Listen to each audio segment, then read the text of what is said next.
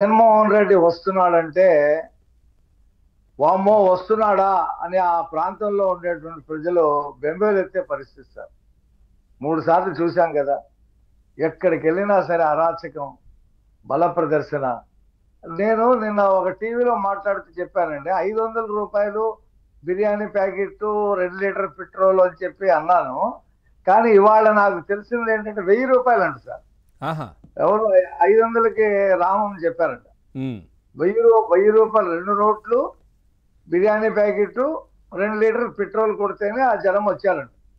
ఈయనే ముందు 3 రోజుల నుంచి ముందు జన సమీకరణ బాగుండాలా, మనం నేను జర్నీ చేసే రోడ్ అంతా కూడా బాగా నిండిపోయి ఉండాలా, ట్రాఫిక్ ఆగిపోయి ఉండాలని చెప్పేసి ఇన్స్ట్రక్షన్స్ పంపించాట. ఆ ఏరియాలో ఉన్నటువంటి కృష్ణా జిల్లా అటు ఏలూరు ఆ ప్రాంతాల్లో ఉన్నటువంటి వాళ్ళందరికీ జనాన్ని బాగా డంప్ చేయండి.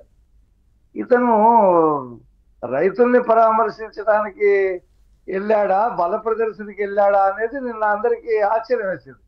అంటే ఇతను ఎప్పుడు కూడా బల ప్రదర్శనకే వెళ్తాడు. ఎందుకంటే జనంలో మద్దతు లేక ఓడిపోయాను, నాకు ఇంకా మద్దతు ఉంది అని చెప్పుకోవటానికి ఈ ఇన్సిడెంట్స్ ని వాడుకుంటా ఉన్నాడు. రెండోది ఏంటంటే అసలు ఇతని నైజం ఏంటంటే తాడేపల్లి ప్యాలెస్ కి పిలిపించుకొని మాట్లాడే నైజం. మరి ఆ రైతులు ఎందుకు తాడేపల్లి ప్యాలెస్ కి పిలిపించుకొని మాట్లాడలేదంటే బల ప్రదర్శన చేయడానికి సాధ్యం కాదు కదా అప్పుడు. కాబట్టి బల ప్రదర్శన చేయాల.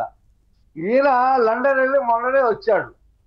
ఏది అక్కడ విశ్రాంతి తీసుకొని దాచిన నల్లధనం ఆ ఏ బ్యాంకుల్లో ఉందో తెలుసుకొని ఎంత ఉందో ఏంటో చూసుకొని పిల్లల్ని చూసుకొని వచ్చాడు. చంద్రబాబు నాయుడు గారు వెళ్ళింది పెట్టుబడులు ఆకర్షించడానికి, రౌండ్ టేబుల్ మీటింగ్స్ జరిగినాయి, చాలా కంపెనీలతో మాట్లాడారు. భువనేశ్వరి గారు అవార్డు అందుకోవడానికి వెళ్ళారు. అది పర్పస్ వాళ్ళిద్దరు వెళ్ళింది. ఈయన వెళ్ళింది ప్రైవేట్ టూరు. ఈయన చంద్రబాబు నాయుడు గారు అంటాడు ఆ చాపర్లో వస్తాడు, ఒక చోట దిగుతాడు, వెళ్ళిపోతాడు, ఆ తర్వాత లండన్ వెళ్ళిపోతాడు, వాళ్ళ అబ్బాయి ఆస్ట్రేలియా నుంచి వస్తాడు. ఆస్ట్రేలియా నుంచి రావడం ఏంటి? ఆస్ట్రేలియాలో ఆయన 6 రోజుల పాటు ఉండి అనేక కంపెనీ సిఓఏలతో అక్కడ ఉండేటువంటి మన తెలుగు వాళ్ళ సహకారంతో అనేక పారిశ్రామికవేత్తలతో మాట్లాడి రేపు వైజాగ్ సమ్మిట్ కి 14-15 తేదీల్లో వైజాగ్ లో జరుగుతున్నటువంటి ఇన్వెస్ట్మెంట్ సమ్మిట్ కి ఆహ్వానించడానికి ఆయన వెళ్ళాడు. వాళ్ళ అబ్బాయి ఆస్ట్రేలియా నుంచి వస్తాడు, ఆ తర్వాత బొంబాయిలో కూర్చొని క్రికెట్ చూస్తాడంటే మరి క్రికెట్ నువ్వు కూడా అభినందించాగా వాళ్ళని, ఆ మహిళా విన్నర్స్ ఎవరైతే ఉన్నారో వాళ్ళని నువ్వు కూడా ఏదో అభినందించావు. క్రికెట్ చూడటం తప్ప? క్రికెట్ అందులో మహిళలు ఆడుతున్నటువంటి క్రికెట్ భారతదేశానికి వన్ని తెచ్చారు. ప్రపంచ కప్ గెలిచి వాళ్ళకి కోట్లల్లో వాళ్ళకి ఫండ్స్ ఇస్తా ఉన్నారు. కొంతమంది వజ్రాల హారాలు ఇస్తున్నారు వాళ్ళందరికీ కూడా. అనేక రకాలుగా వాళ్ళ సంతోషం వ్యక్తం చేస్తా ఉన్నారు. నువ్వు అక్కడ బెంగళూరు ప్యాలెస్ లో, యలంక ప్యాలెస్ లో కూర్చొని డబ్బులు లెక్క పెట్టుకుంటా ఉన్నావు. లోకేష్ గారు అక్కడ క్రికెట్ చూసి వాళ్ళకి ప్రోత్సాహాలు ఎలాగివ్వాలో, మనం గతంలో ఈ మహిళా క్రికెట్లు ఆడుతున్న వాళ్ళకి మనం ఎలాగిచ్చా, ఇంకా ఏ రకంగా ప్రభుత్వం తరఫున ఇవ్వాలని చెప్పేసి ఆయన ఆలోచించి దాని మీద ఒక సమగ్రమైనటువంటి అవగాహన కల్పించుకున్నాడు. ఇంకా నయం రఫీ గారు, ఈ ఆడుదాం ఆంధ్రాలో దాంట్లో సెలెక్ట్ అయిన వాళ్ళు కూడా అక్కడ ఉన్నారని లేదు. అదే అవన్నీ కూడా ఆడుదామా. ఈయన తెచ్చిన పరిశ్రమలు ఏంటంటే చేపల బజారు, ఫిష్ ఆంధ్ర అని చెప్పేసి చేపలు, మటను, చికెన్ షాపులు ఈయన తెచ్చాడు. మరి చంద్రబాబు నాయుడు గారు, లోకేష్ గారు మరి గతంలో తెచ్చిన హైదరాబాద్ లో తెచ్చినటువంటి పరిశ్రమలు మళ్ళీ ఇప్పుడు గూగుల్ తీసుకొస్తున్నారు, కాగ్నిజెంట్ తెచ్చారు, క్వాంటమ్ వ్యాలీ పెడతా ఉన్నారు. నక్కకి నాగలో తేడా ఉంది జగన్మోహన్ రెడ్డి, నీకున్న చంద్రబాబు నాయుడు గారికి, లోకేష్ కి. వాళ్ళు ఈ రాష్ట్రం శ్రేయస్సు కోసం పాటుపడతా ఉన్నారు.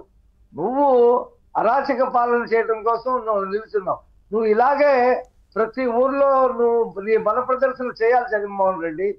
ఎందుకంటే నువ్వు ఈ రకంగా ప్రజలను ఇబ్బంది పెడితే భవిష్యత్తులో కూడా 11 సీట్లు ఎందుకండి? అంటే నిజంగా చెప్పాలంటే ఆ విధంగా నిజంగా ప్రజలు చాలా ఇబ్బంది, అంబులెన్స్లు కూడా ఇబ్బంది పడ్డాయి. అందుకని ఇతని నైజము తెలిసి ఓడించారు. అదే కదా. మళ్ళీ అతను గెలిచిన తర్వాత కత్తులు పట్టుకొని రప్ప రప్ప అని చెప్పి తిరగటం, అలాగే కార్ల కింద మనుషులు చంపేయటం, ఆ నేరాలు చేసిన వాళ్ళని వెళ్ళి పరామర్శించడం, మిర్చి బస్తాలు తొక్కేయటం, మామిడికాయలు తొక్కించడం, ఈ కృత్రిమంగా అలాగే పొగాకు బేళ్లు తొక్కించేయటం, ఇవన్నీ చేస్తా ఉంటే ప్రజల్లోకి బాగా వెళ్తా ఉంది ఈ అంశం. ఇతను ఇలాగే చేస్తాడు కాబట్టి ఆ 11 కూడా ఇవ్వకుండా ఆ పార్టీని మోతేసేటువంటి పరిస్థితి తెచ్చుకుంటున్నాడు. అతనే తెచ్చుకుంటున్నాడు. ఎందుకంటే ఎక్కడైనా పవన్ గారు ఏ ముఖ్యమంత్రి కానీ, ప్రతిపక్షంలో ఉన్న వాళ్ళు కానీ, ఏదైనా పార్టీ నాయకులు కానీ రైతాంగం కష్టాల్లో ఉంటే మామూలుగా సింపుల్ గా వెళ్తారు. వెళ్ళి వాళ్ళందరినీ ఒక చోట పిలవటమో లేదా పొలాల దగ్గరికి వెళ్ళటం, క్షుణ్ణంగా ఆ విషయాలన్నీ కూడా మీరు ఎంత పెట్టుబడి పెట్టారు, మీకు ఎంత వస్తుంది అనుకున్నారు, మీకు ఎంత నష్టం జరిగింది, ప్రభుత్వం ఏం చేయాలి, మనం ఏం డిమాండ్ చేయాలి అనేది మాట్లాడతారు. ఇదేం గోలండి బాబు. ఈ సైలెన్సర్లు తీసేసి బైకులు తీసుకురామని చెప్పడం, వాళ్ళకి 2 లీటర్లు 3 లీటర్లు పెట్రోల్ కొట్టించడం, డీజే సెట్లు పెట్టి ఎందుకు? డీజే సెట్లు ఎందుకు? అది రైతుల దగ్గరికి వెళ్ళేటప్పుడు డీజే సెట్లు ఎవరైనా పెట్టుకుని వెళ్తారు. ఇదేమైనా పెళ్ళా, లేకపోతే ఏమైనా ఎలక్షన్లో గెలిచినటువంటి ఊరేగింపా, లేకపోతే ఏదైనా జాతర? ఇది డీజే సెట్లు పెట్టుకుని వెళ్తాడు. అక్కడ నుంచి సీఎం అని అరవమంటాడు, రప్ప రప్ప అని అరవమంటాడు. పైకి వచ్చి రైతులే కష్టాల్లో ఉండి పంట పోయి వాళ్ళు బాధలు పడతా ఉంటే, ఏడుస్తా ఉంటే, ప్రభుత్వం వైపు చూస్తా ఉంటే ఇతను చిరునవ్వుల నుంచి చేతులు ఊపుతాడేంటో అర్థం కాదు. గతంలో కూడా శవాల దగ్గరికి వెళ్ళినప్పుడు అలాగే నవ్వుతా నుంచేవాడు.